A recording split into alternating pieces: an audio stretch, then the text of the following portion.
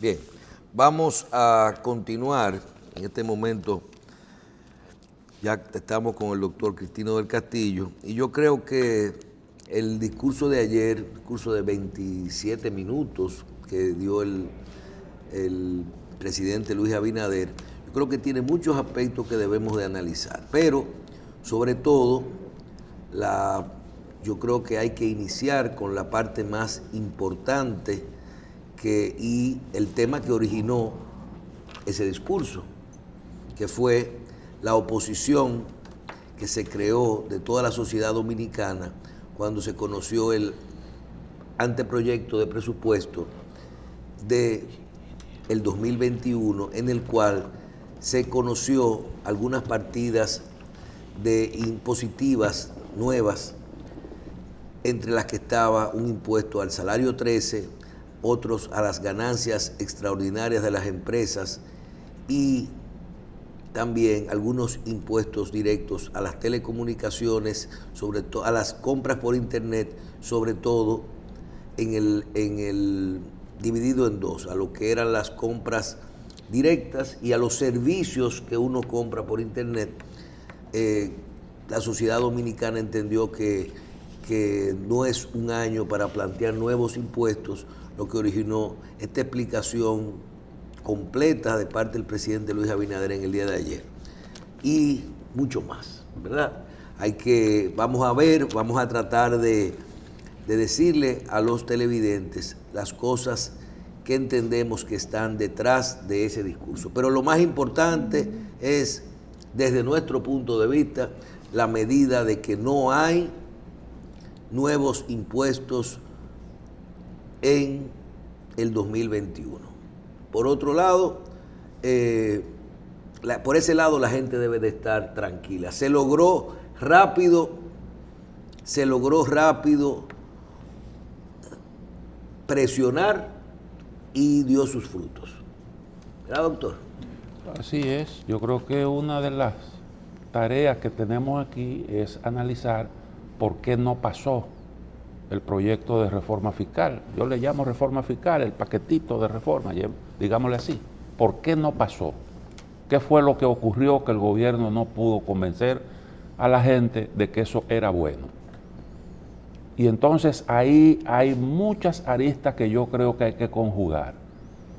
Lo primero es, yo te escuchaba a ti ayer en una reflexión que hiciste, muy atinada, porque a veces tú crees, un gobierno llega con un 53% de la votación, y tú entiendes que es un gobierno que está sólidamente establecido en el poder, con ese nivel de votación, y sin embargo nosotros estamos viendo un gobierno que está prácticamente resbalando, y entonces uno tiene que preguntarse qué es lo que está ocurriendo ahí. Y tú decías algo con respecto al PRM, que uno siente que no está lo suficientemente compacto. Y yo creo que el PRM es una organización política que está en proceso de consolidación como primera fuerza política, porque usted coyunturalmente puede ganar unas elecciones, pero eso no quiere decir que usted se consolida como una fuerza política de gran arrastre y una fuerza política tipo como lo era el PRD en sus buenos tiempos. El PRM está en ese proceso y lo puede consolidar siempre y cuando se maneje adecuadamente. Porque yo te digo porque si tú analizas bien la historia de esa organización política de reciente creación, a pesar de toda la tradición que tienen sus dirigentes, y uno lo ve como una continuidad del PRD, pero ahí hay una serie de sectores que confluyen y eso de alguna manera les resta compactación. Fíjate que hay, con respecto a una serie de temas importantes, puntos de vista diferentes. Lo otro es que el gobierno parece que tiene varias patas y cada pata quiere coger su propia dirección. Yo digo, el perro tiene 4 patas, el camino es uno solo y coordinadamente él escoge su dirección. Me parece a mí que ahí también hay algunos problemas, lo tocaba en su intervención el ingeniero José Cuello. Además, el gobierno ha cometido algunos errores porque se manejó durante un buen tiempo de estos 2 meses como si no existiera crisis. y eso lo hemos comentado aquí contigo, como si no existiera crisis. Va a un pueblo, hace una promesa, va a otro, hace unas promesas, genera expectativa, como si estuviéramos en campaña política. Y entonces, cuando el gobierno finalmente aterriza y se da cuenta de que tenemos aquí una tremenda crisis, entonces mete el frenazo. Habló de que no iba a haber reforma fiscal, finalmente la metieron, de que no iba a haber privatización, finalmente la incluyeron también en el presupuesto, y eso pues se ha reflejado en estos tropiezos que ha tenido el gobierno. Entonces yo creo, para no extenderme demasiado, que todas esas cosas explican el por qué la gente reaccionó de la forma en que lo hizo. Porque además de eso, primero estamos en medio de una situación de emergencia, todo el mundo ha sufrido, como dijo el propio presidente de la República, los efectos de la crisis, y la gente no está esperando nuevas restricciones. La gente lo que está esperando es ver cómo el gobierno puede seguir más o menos prestando la ayuda del lugar. Y cuando se tropieza con eso, entonces tú tienes incluso sectores que fueron los que promovieron al PRM al poder, que hacen resistencia. Incluso organizaciones como Participación Ciudadana, que fueron esenciales para el triunfo del gobierno, cuestionaron las medidas. Y entonces eso explica, así a grosso modo, el por qué el gobierno no pudo pasar la reforma. Además de que, acuérdate, el presidente Abinader está haciendo ahora, hizo ayer lo que debió hacer al principio. El principio era que el equipo económico explicara las medidas. Miren, señor, aquí nosotros tenemos una situación que es de difícil manejo, eso la gente lo entiende perfectamente, tenemos que atender tales y tales necesidades, hay que identificar fuentes de financiamiento, y nosotros hemos llegado a la conclusión de que procede grabar tal y tal cosa. Es lo que estamos proponiendo, dada la urgencia que tenemos, que reitero, todo el mundo reconoce, y entonces iniciar la discusión.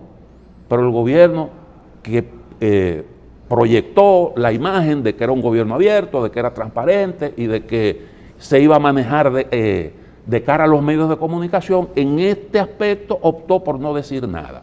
Lo tuvo que hacer al final, y lo hizo el propio presidente de la República, que siempre se reserva para el último momento, porque el presidente interviene cuando se trata de temas de este tipo, interviene como última instancia. La primera palabra debió tenerla el equipo económico.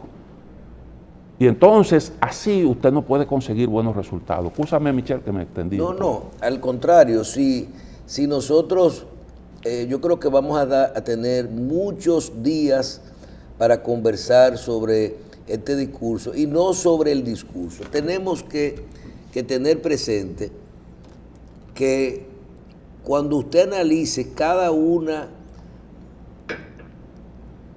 de las medidas anunciadas por el presidente en este discurso, y nosotros desglosemos el discurso, ustedes se van a dar cuenta que totalmente hacia dónde va la República Dominicana, en qué cosas el presidente ya son de hecho, y qué cosas el presidente todavía no ha hecho lo que le pedimos, que nosotros le pedimos que fuera 100% sincero ante la sociedad dominicana, y que en las cosas que ya él sabe que no van a ser así, que no siga dejándolo en la cabeza del dominicano con una sensación de esperanza, como hablábamos del tema de la justicia. Nosotros decíamos que el presidente debía ser contundente. Por ejemplo, ese discurso contra de la corrupción, de la impunidad y la persecución de los recursos, lo vamos a decir hoy y lo van a ver. Cuando el presidente dice, se nombró una justicia independiente y se van los casos a la justicia, el presidente debió decir, y esos casos ahora van al debido proceso que dura 4 años. Ese pedacito que le quita la presión al presidente, porque cualquier medida que se tome aquí de ahora en adelante, la gente va a seguir procurando el preso y la devolución de los recursos. Inclusive, las personas que estructuran esos discursos, tú te das cuenta cuando hablan de, y vamos a contratar abogados profesionales para la persecución de esos recursos que han sido, ¿verdad?, tomados de la sociedad, pero lo hace inmediatamente después que habla de los 39 millones de dólares que aparecieron en una cuenta y que solamente hay que darle seguimiento al dinero. ¿Tú entendiste? Tú coges esos 39 millones de dólares y tú dices a unos abogados, mira, ahí hay una cuenta que apareció de unos sobornos directa que tienen unos nombres de Chacabana, qué sé yo qué, el otro. Esos abogados van a perseguir esos recursos. Pero tú no le puedes dejar en el subconsciente a los dominicanos el tema de que voy a perseguir la corrupción, no, a quitar los recursos. Esos abogados están contratados para eso, para ese renglón específico que está en esas cuentas que se encontraron. Porque los otros procesos, para usted quitarle dinero a los corruptos, tendrán que esperar las auditorías, que él dice, y cuando las tengamos las vamos a anunciar. Pero dígale a la gente que una auditoría dura 6 meses. Y dígale a la gente que ese director, ese presidente de la Cámara de Cuentas que a usted le renunció, y el nuevo que entre tendrá que recibir esa auditoría que haya hecho la Contraloría, para entonces pasarla por la Cámara de Cuentas para luego llevarla a la justicia dominicana. Entonces hay un pedazo en cada parte del discurso que falta, sobre todo en cosas que él podía decirle a la gente, mira, llegué hasta aquí.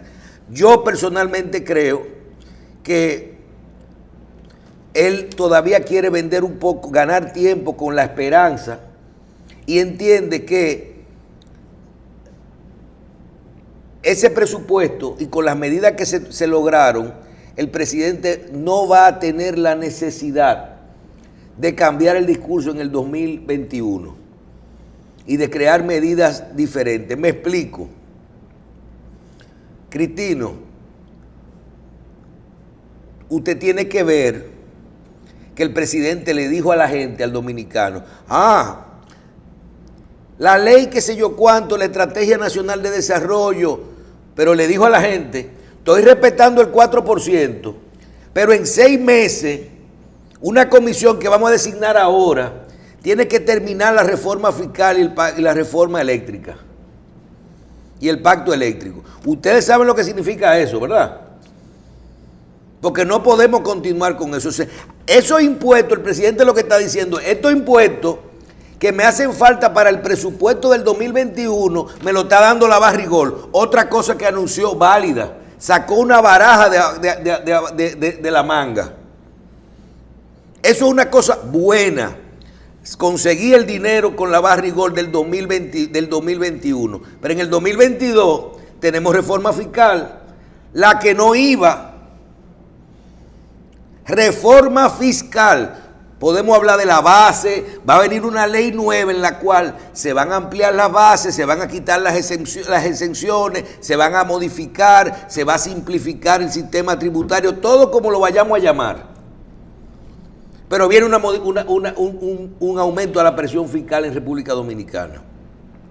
Usted va a ver que van a decir, a lo mejor vamos a llevar el ITEVI a un 15%, pero le vamos a poner impuesto a las cosas que no pagan ITEVI por internet. Ampliar la base del ITEVI. Sí, también. pero también no es solo ampliar la base, es que hay temas e impuestos que uno debe de estar claro. Uh-huh. El presidente... La segunda noticia más importante es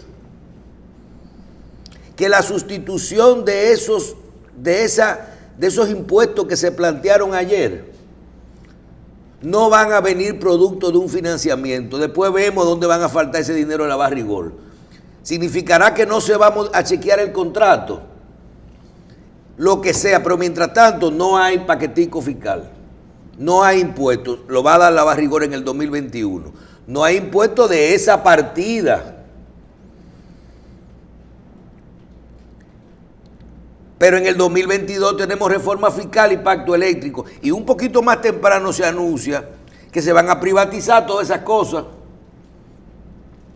Entonces, todo esto es ya parte de un paquete de medidas que sabemos para dónde vamos.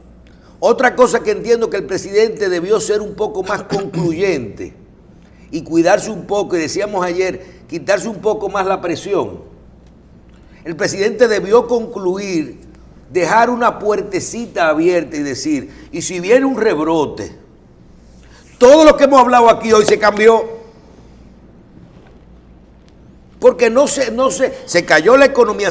Señores, ustedes porque no saben lo que estamos hablando. Eso es como que usted diga, el año que viene yo voy con mi salario, yo voy a hacer esto y voy a comprar aquello y voy a activar una economía y voy a poner un colmado y voy a hacer esto y todo eso.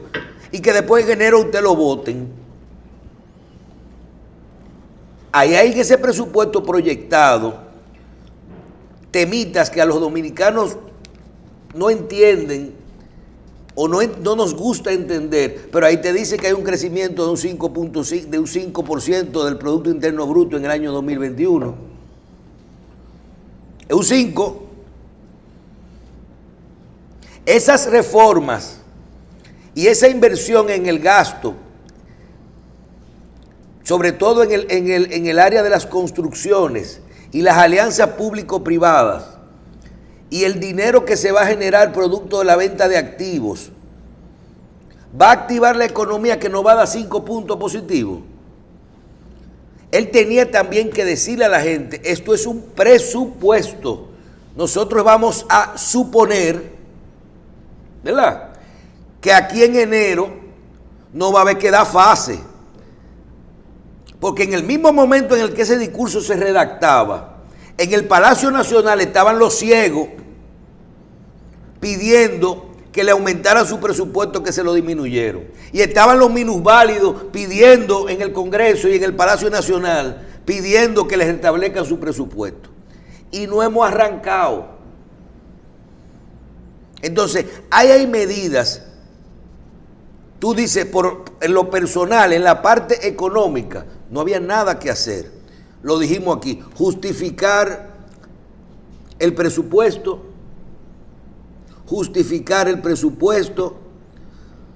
decirle a la gente lo que quiere escuchar, que total no son medidas muy significativas, pero la gente lo que quiere ver es un gesto. Que es control del gasto. Voy a quitar estas instituciones, nos vamos a reducir las dietas, nos vamos a quitar los gastos de representación, inclusive yo mismo. Ya Macarrulla lo había anunciado más temprano, que hasta el sueldo lo va a donar. Entonces, cuando tú analizas todas las partidas, tú dices, bueno, a nivel de presupuesto, ellos se justificaron bien. Nosotros estamos trabajando y solamente 5 lugares van a tener. ¿Qué quería la gente por la que Luis Abinader y el PRM ganan las elecciones? Quería mejor educación, tenía un problema con la seguridad ciudadana y tenía que trabajar contra la corrupción. Se van y cambio. Entonces, con esa gente que están ahí, tú dices, solamente le voy a dar más presupuesto a la salud y la explica de primero, porque es el tema de la pandemia. Más dinero a la educación, porque la pandemia trae un problema donde hay que invertir en la educación virtual. Más dinero a interior y policía, la seguridad ciudadana y los sueldos a los policías. Mira, lo llevo a 300. Ahora sí vamos a analizar cada uno de los discursos de campaña. No, yo voy a llevar en mi gobierno a los policías a $500. ¿Cuándo? Durante mi gobierno. Durante mi gobierno. Entonces, ¿qué debemos de ver? Tenemos que ver que es un discurso por lo menos claro en la parte económica. Creo que debió ser más concluyente con dejar abierta una puerta para no tener presión, diciéndole al final de todo eso, Viene reforma fiscal, entiendan lo que es una reforma fiscal y la Estrategia Nacional de Desarrollo. Eso son aumentos de impuestos en el 22.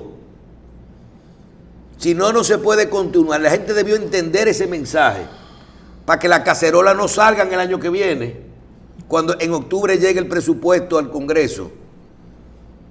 Segundo, debió dejar abierta la puerta de la pandemia, del rebrote. Señores, hoy en España, el gobierno de España le dice al gobierno municipal de Madrid que cierren. Sabe que la ampliación del horario, o sea, subir el horario del toque de queda 2 horas, es una medida que tiene menos de 15 días. O sea, pero, los resultados Carlos, en términos de contagio, pero aquí estaba diciendo Félix de Sena hace un ratico que los cines abrieron anoche. Y si los cines abrieron anoche, ¿cómo tú le vas a decir que no a los teatros? Pero yo puedo... No, y al estadio, que al aire libre. Y a las discotecas. Ya tú no le puedes decir que no, porque es un lugar donde va la gente a distraerse separado. Y en sus lugares cerrados. Lo que le van a decir a la discoteca es, en una mesa de 8, siéntense 4. Yo quiero saber cómo van a bailar de pegado, ¿verdad? De pegado, con distanciamiento social, a 1 metro de distancia. Entonces, lo que puede venir aquí en enero, el presidente tenía que dejar la puerta abierta, y lo mismo lo opino, que se pudo haber aprovechado la pandemia. Y doña Miriam Germán hablando del presupuesto que es insuficiente de la Procuraduría, para decirle a la gente, oigan, escuchen, los actos que va a hacer el gobierno terminan con la designación del procurador independiente, terminan con la designación y otorgarle presupuesto e independencia al PEPCA, y terminan con las auditorías y el sometimiento a la justicia y las investigaciones de todo esto. Nosotros entiendan que en República Dominicana no va a haber un preso ni la devolución de un solo centavo, por lo menos en 2 o 3 años. Por lo menos en 2 o 3 años. Porque lo primero es que hay que investigar, hay que hacer las auditorías, hay que someter los procesos, después hay que ver, pero calculen algo. Cuando un proceso es complejo, ¿qué tiempo que se le da a la fase de investigación, que a veces piden prórroga los fiscales para hacer el sometimiento? Por eso es que se llama prisión preventiva o medida de coerción. Es 1 año. Además de que, déjame decirte una cosa, una auditoría de por sí, que como tú dijiste lleva tiempo, no necesariamente pone de manifiesto falta de transparencia en el manejo de los recursos, porque la corrupción muchas veces ni siquiera huella deja. Entonces, yo creo, mira, a mí honestamente no me gustó que el presidente mezclara el tema de la corrupción con el asunto de las 2 cosas, porque es contradictorio tú escoger ese camino, que es politizar la crisis, para entonces después plantearte una discusión en el Consejo Económico y Social, una concertación, que eso implica la participación de todo el mundo. Pero ¿cómo tú vas a concertar, por ejemplo, con el principal partido de la oposición, cuando tú lo mandaste a callar y le dijiste que no hablen, y al mismo tiempo está convocando a una concertación? Entonces, ¿cuál de las dos? O me callo o converso contigo. Entonces eso es contradictorio. Se postergó una reforma fiscal, se postergó, y eso lo vamos a discutir el año que viene. Ese era el plan del gobierno originalmente. Ahora, ¿qué ellos calcularon? Primero tenemos que aprovechar el capital político que tenemos para hacer algo ahora, y la otra parte la hacemos al final. Ese era el cálculo. Fracasaron ahora y entonces tuvieron que postergarlo todo para final de año, y la reforma fiscal al final de año va a ser realmente de gran calado, y la reforma va a ser dura porque vamos a tener que adoptar todas las medidas al mismo tiempo. Entonces, el gobierno reconoce que una reforma fiscal en recesión es improcedente, y eso es correcto, porque lo que tú tienes que tratar es de que la economía misma genere más ingresos a través de la reanimación. Claro. Un discurso cristino sincero. Se notó el presidente en eso, podemos estar seguros que ahí no hay. Fíjate que nuestro único cuestionamiento es tal vez que él debió ser más claro en algunos aspectos para él mismo quitarse presión. Oye bien, porque como yo entiendo, yo sé cómo es la cosa, pero la gente, por ejemplo, mira, aquí nos mandan, él dijo las cosas, se hará justicia, pero reconociendo que la justicia penal tiene un ritmo propio, que no puede ser alterado por ninguna influencia externa.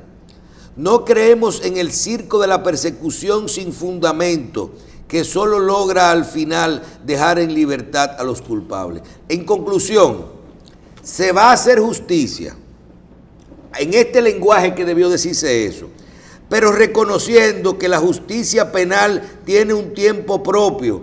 En la justicia un proceso dura entre 3 y 6 años, sí, ¿verdad? No puede ser alterado por ninguna influencia externa. Yo no puedo mandar meter preso a nadie. Entonces, así es que hay que decírselo. Sí. Yo no puedo mandar. ¿Por qué? Porque le van a hacer así, mira, pumping.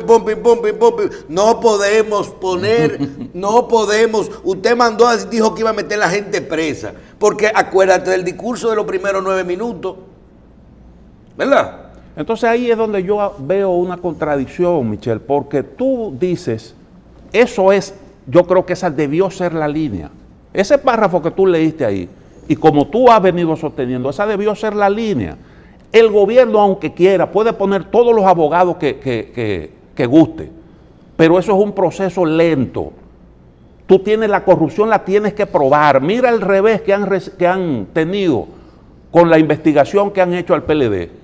Citan a Temístocles Montaz y sin embargo resulta que Temístocles Montaz, como presidente del PLD, no le tocó manejar el problema del asunto de los recursos, que quien manejó en el periodo de que se estaba hablando esos recursos fue el doctor Leonel Fernández. Entonces ahora lo que está planteado es, si vas a continuar la investigación, tiene que llamar al doctor Leonel Fernández y a Díaz Rúa para que den explicaciones. Pero Cristino, ese no es el problema, porque esa es la parte que tiene que ver con el PLD. Pero yo me voy más allá.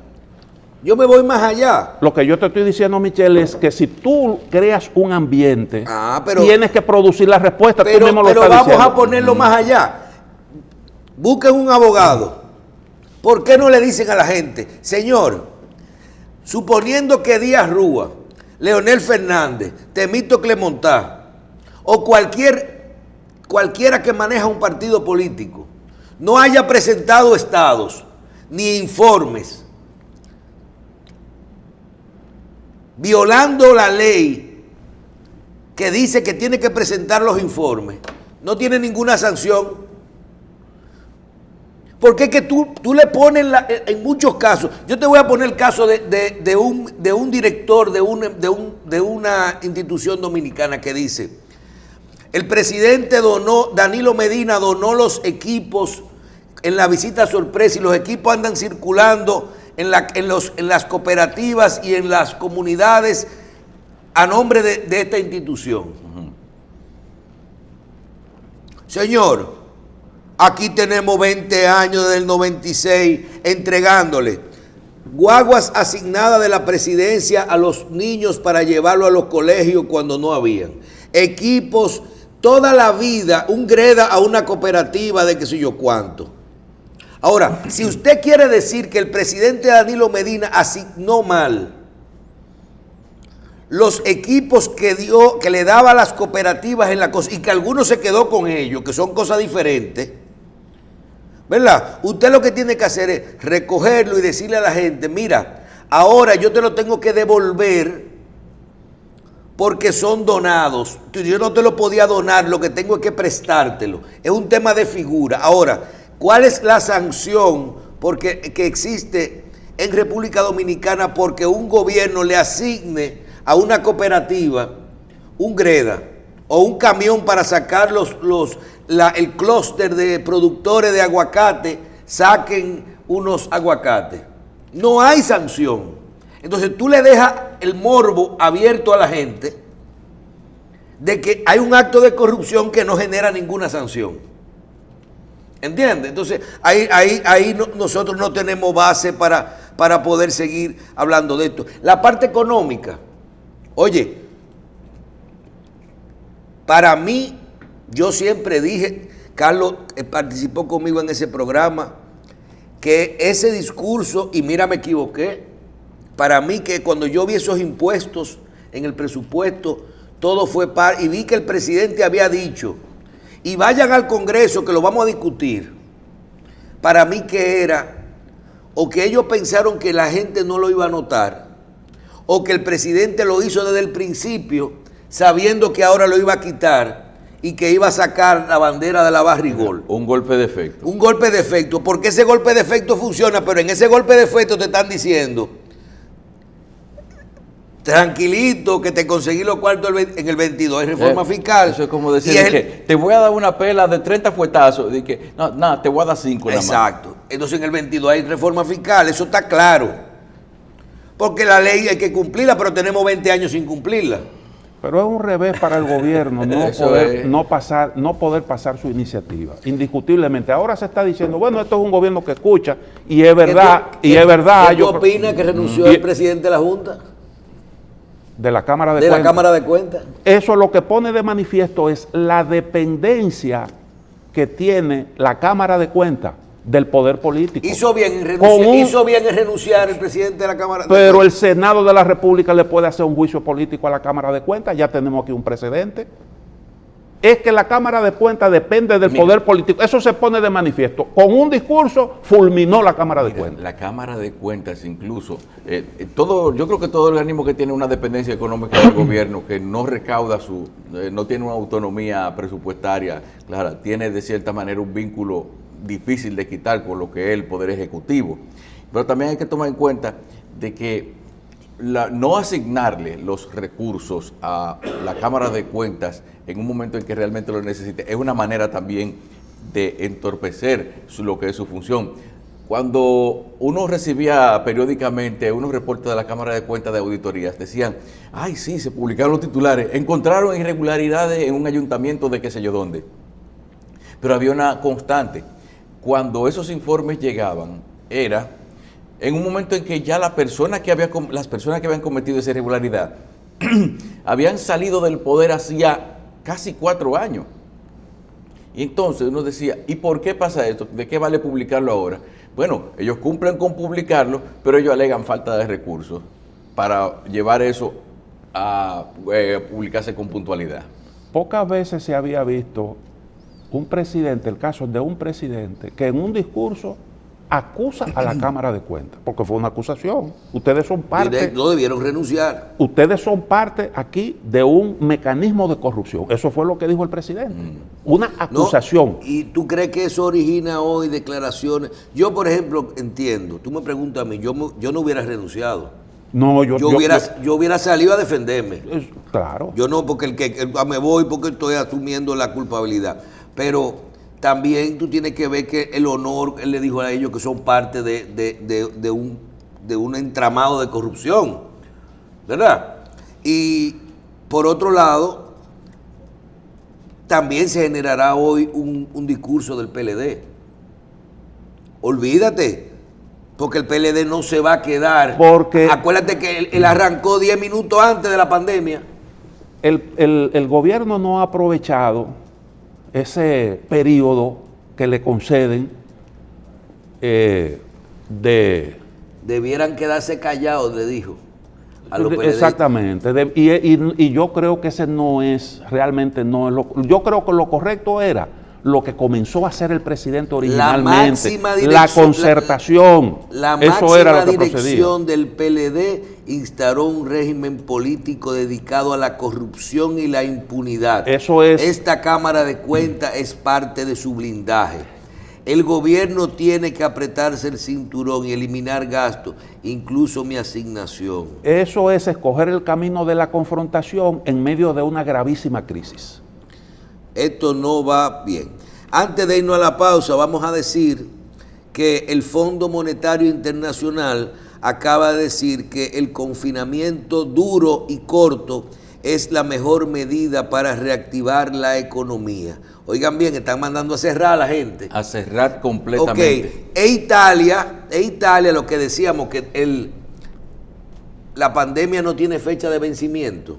Italia alarga su estado de emergencia hasta el 31 de enero y obliga a llevar siempre las mascarillas. Hasta el 31 de enero. Ya arrancó España hoy. Y tú tienes razón. Cerrando. Tienes mucha razón cuando dijiste que ese debió ser un tema del discurso presidencial. Sí. Aunque fuera un mensaje a la población de que tenemos un problema ahí, una emergencia sanitaria que no la hemos superado todavía, que hay que observar las reglas del protocolo, que hay que seguir haciendo el esfuerzo para controlar ese problema. Michel, ¿tú crees que un mes trancado así totalmente hubiese dado más resultados que 6 meses dejándonos sacar la cabeza? No, yo creo que no, yo no puedo opinar. Es que el tema de esto, nosotros no es verdad que podemos venir aquí a decir lo que yo creo. Porque yo no soy un experto en temas de cosas, ni Cristino, ni tú. Yo lo que sí te puedo decir es que nadie lo puede decir.